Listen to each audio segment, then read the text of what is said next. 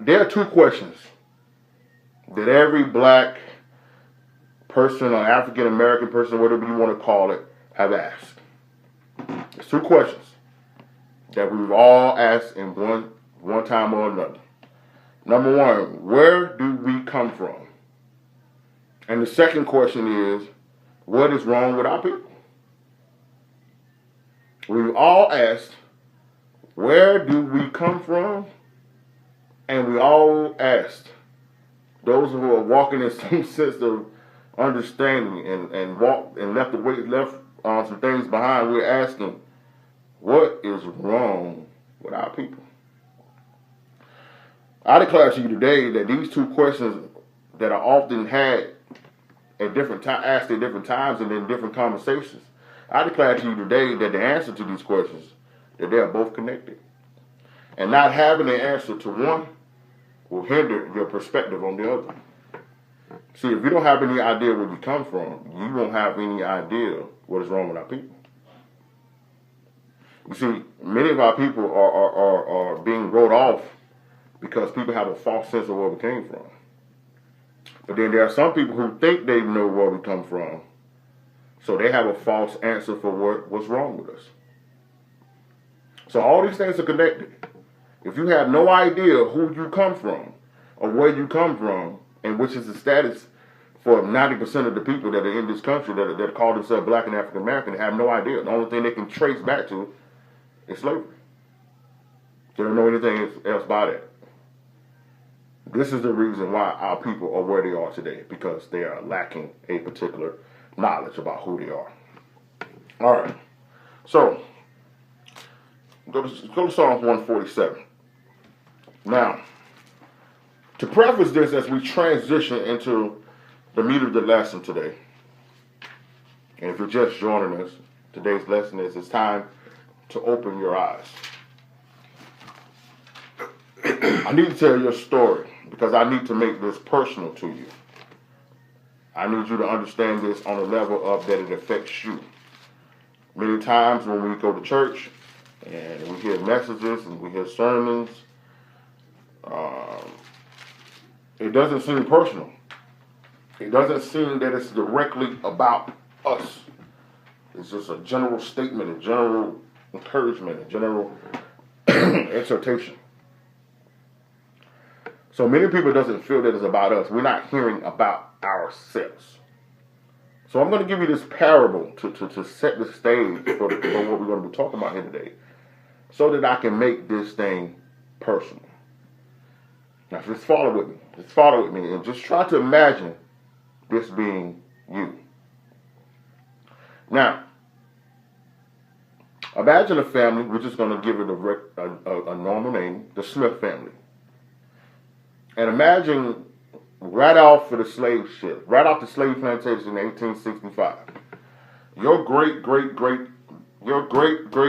grandfather and his wife started a business, started a restaurant, and they called it the Smith Family Diner, right? And the Smith Family Diner had instant success in the town where he was at. Okay?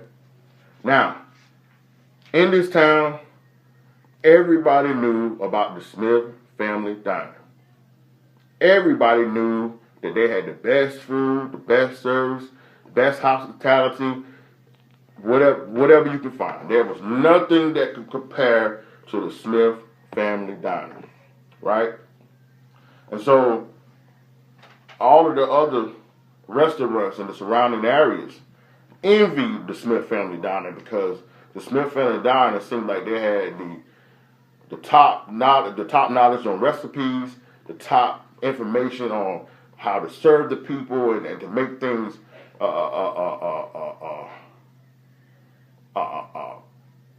commendable to the people. They was the best of the best, and everybody wanted to be there. So imagine then your great grandfather has a son, and he starts expanding the restaurant. And that son has two sons. So now your great grandfather now expands. And he has a big family. He has 12 children, right? And those children begin to move all over the country and start starting Smith family diners everywhere. And every city, every town, every community that they go to, they are the envy of everywhere they go. Everybody wants to be them. Everybody wants to have the food that they have, the recipes that they have, the hospitality. Everybody is trying to do what they do, but they can't do it. And so many different competitions and different restaurants and different people are envying them and trying to be like them, but they can't do anything about it because the Smith family diner has it going on. Now, as time goes on, those 12 sons of your great-grandfather begin to have sons, and they begin to have families, and they begin to spread farther and farther and farther. Everywhere you go in the world, there's a Smith family diner. There's a Smith family diner everywhere you go.